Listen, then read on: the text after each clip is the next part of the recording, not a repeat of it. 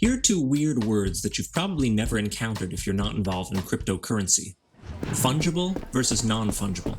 They don't come up often in conversation, but when it comes to crypto, like Bitcoin, and tokens like NFTs, they are important. Non-fungible tokens, that's what NFT stands for, are unique and cannot be directly exchanged for another unit of the exact same thing. Cryptocurrencies, on the other hand, are fungible tokens.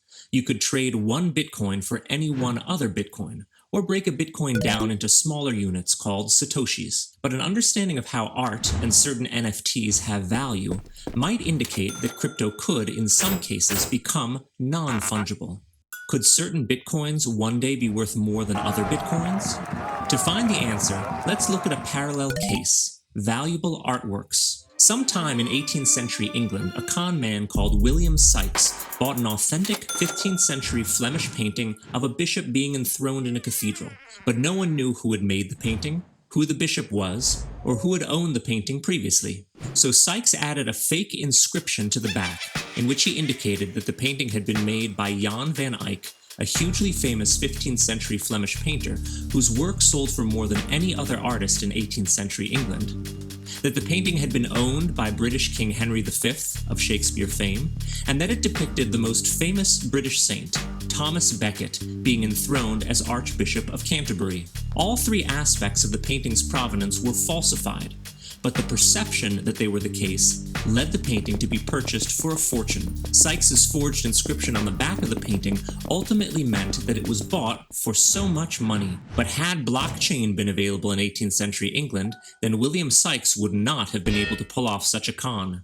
The value of art is linked to its non-intrinsic value. Most art, if you break it down to its basic parts, is of minimal value. A painting is just pigment, canvas, and wood. A drawing may be just charcoal and paper. But if that drawing was made by Picasso, then its price soars for non-intrinsic reasons. In parallel, one Bitcoin is just one Bitcoin, right? That's a question we will explore here. If a pencil had been owned by Picasso, it would be more valuable than the same pencil owned by a non-famous person. So might one Bitcoin owned by someone famous, with the ownership history, called its provenance, stored in the blockchain, be worth more than just one Bitcoin? Like art, the value of cryptocurrencies is non-intrinsic.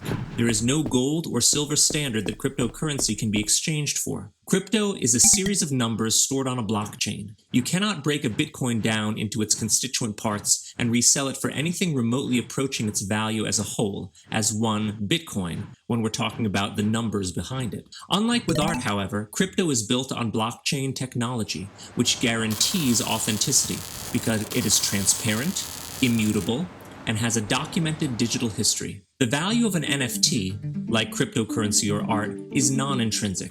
NFTs are made of computer code, nothing more, but could an NFT's value increase based on its provenance, as is the case with art? Consider also the NFT of the very first tweet ever sent on Twitter, created and sold by the founder of Twitter, Jack Dorsey. This is of no artistic value, and certainly of no intrinsic value. Its value instead is based on the perceived demand, rarity, and authenticity, but also due to its ownership and the role in cultural history. It was created and owned by someone famous, and it was a historical first. This is why it sold for $2.5 million.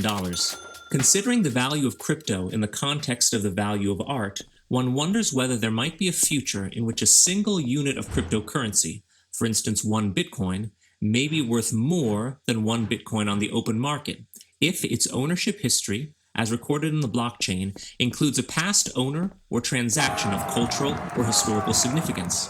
For instance, if one Bitcoin had been owned by Satoshi Nakamoto, the pseudonymous founder of Bitcoin, might its value increase due to this non-intrinsic reason? One could envision a collector offering more than one Bitcoin for one Bitcoin that can be demonstratively proven to have been mined by the founder. At some point, a unit of cryptocurrency, which is essentially technically a fungible token, meaning that it can be exchanged for any other unit of the same type, may become non-fungible if its history on the blockchain indicates something remarkable enough to make that precise coin more desirable.